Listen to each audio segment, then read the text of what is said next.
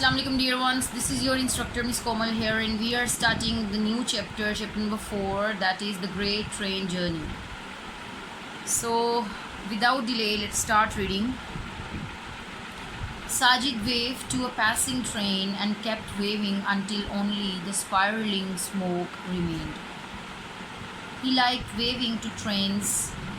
He wondered about the people in them, and about where they were going and what it would be like there. And when the train had passed, leaving behind only the hot, empty track, Sajid was left alone. So the chapter is about a train journey and a child who is thinking about the train and the people who travel through train, their feelings and their expressions, what they feel like while traveling. He was a little lonely now. His hands in his pockets, he wandered along the railway track, kicking at loose pebbles and sending them down the bank.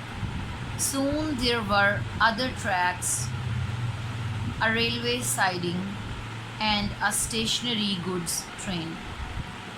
Sajid walked the length of the goods train.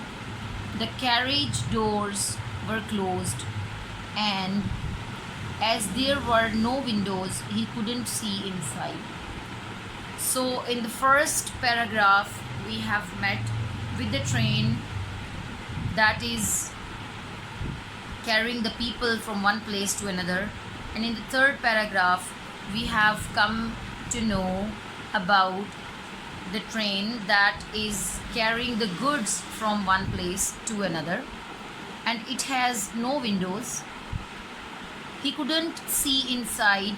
He looked around to see if he was being observed, and then, satisfied that he was alone, began trying the doors. He was almost at the end of the train when a carriage door gave way to his thrust. It was dark inside the carriage.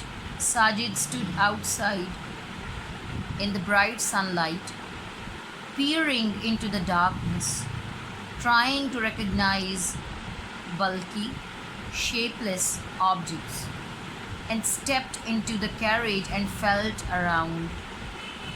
The objects were crates, and through the cross section of the woodwork he felt straw. He opened the door and the sun streamed into the compartment, driving out the musty darkness. So now Sajid is traveling in the goods train and he is sharing his experience, what he saw there. Sajid sat down on a packing case, his chin cupped in his hands, as you can see in the picture.